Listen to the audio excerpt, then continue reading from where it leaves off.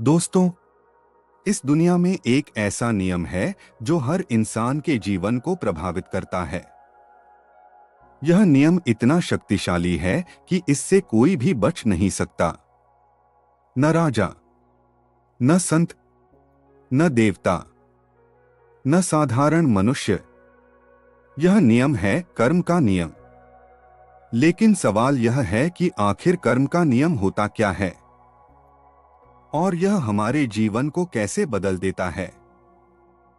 अगर कर्म का नियम सच है तो फिर अच्छे लोगों के साथ बुरा क्यों होता है और बुरे लोग कई बार खुश क्यों दिखाई देते हैं? इन सभी सवालों का जवाब हमें मिलता है हजारों साल पहले दिए गए उस ज्ञान में जो भगवान कृष्ण ने युद्ध भूमि में दिया था, जिसे आज हम भगवद गीता के नाम से जानते हैं। कर्म का पहला सिद्धांत: हर कर्म का परिणाम होता है। भगवान कृष्ण ने कहा, इस संसार में कोई भी कर्म ऐसा नहीं है जिसका परिणाम न हो। हर विचार, हर शब्द, हर कार्य एक बीज की तरह होता है और जैसे जैसे बीज से पेड़ उगता है वैसे वैसे ही कर्म से परिणाम पैदा होता है। अगर कोई व्यक्ति प्रेम और दया का बीज बोता है तो उसके जीवन में शांति और खुशी का पेड़ उगता है। लेकिन अगर कोई व्यक्ति घृणा और स्वार्थ का बीज बोता है तो उसके जीवन में दुख और संघर्ष का पेड़ उगता है। यह नियम कभी गलत नहीं होता। कर्म का दूसरा सिद्धांत है, कर्म तुरंत फल नहीं देता। अब यहां एक बड़ा रहस्य छिपा है। कई लोग कहते हैं, मैंने तो कभी किसी का बुरा नहीं किया, फिर भी मेरे जीवन में इतनी समस्याएं क्यों हैं? इसका उत्तर कर्म के दूसरे सिद्धांत में है। कर्म का फल हमेशा तुरंत नहीं मिलता। कभी कभी उसे फल देने में समय लगता है। जैसे अगर आप आज एक पेड़ लगाते हैं तो वह अगले ही दिन फल नहीं देता, उसे समय चाहिए। उसी तरह कर्म भी समय के साथ फल देता है। कई बार वह इस जीवन में मिलता है और कई बार अगले जीवन में। कर्म का तीसरा सिद्धांत है, कर्म केवल कार्य नहीं, भावना भी है। यहां एक और गहरा रहस्य है। कर्म केवल वह नहीं है जो हम करते हैं, बल्कि वह भी है जो हम सोचते हैं। अगर कोई व्यक्ति बाहर से अच्छा काम करता है लेकिन उसके मन में अहंकार है तो उसका कर्म पूर्ण नहीं माना जाता। लेकिन अगर कोई व्यक्ति सच्चे मन से दूसरों की मदद करता है तो उसका कर्म बहुत शक्तिशाली बन जाता है।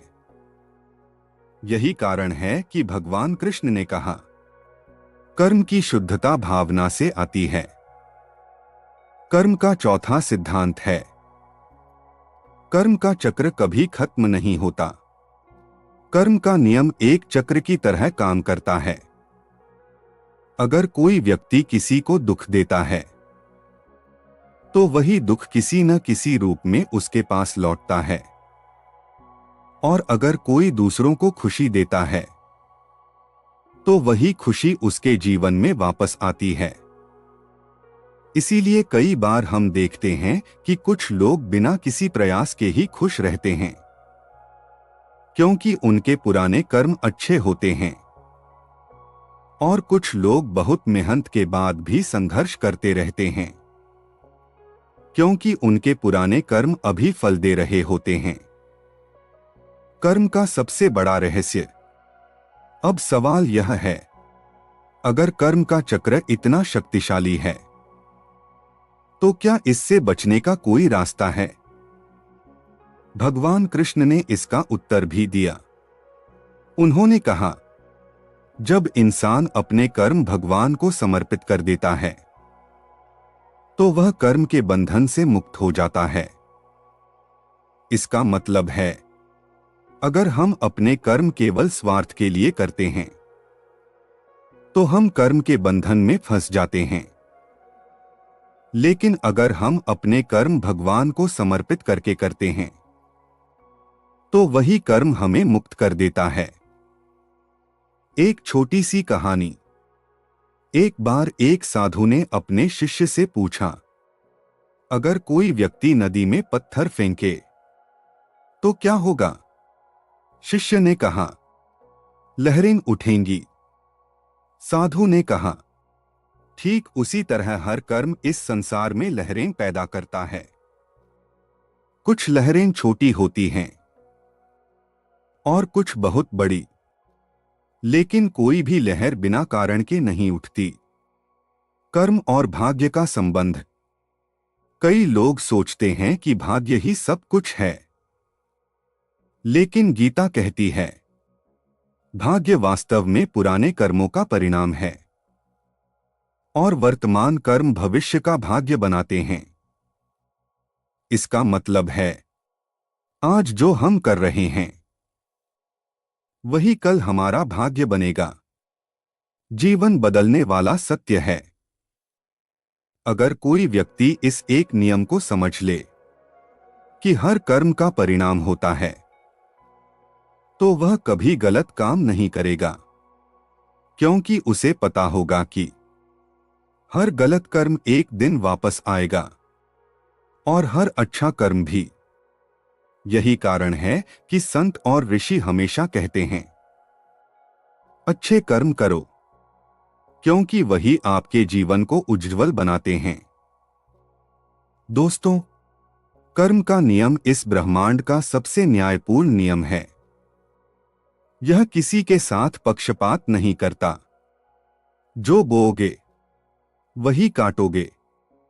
अगर इंसान यह समझ ले तो उसका जीवन पूरी तरह बदल सकता है। इसलिए भगवान कृष्ण ने कहा, अच्छे कर्म करते रहो और फल की चिंता मत करो, क्योंकि कर्म का नियम कभी गलत नहीं होता। और शायद आज जो कर्म आप कर रहे हैं वही आपके जीवन का सबसे बड़ा चमत्कार बनने वाले हैं।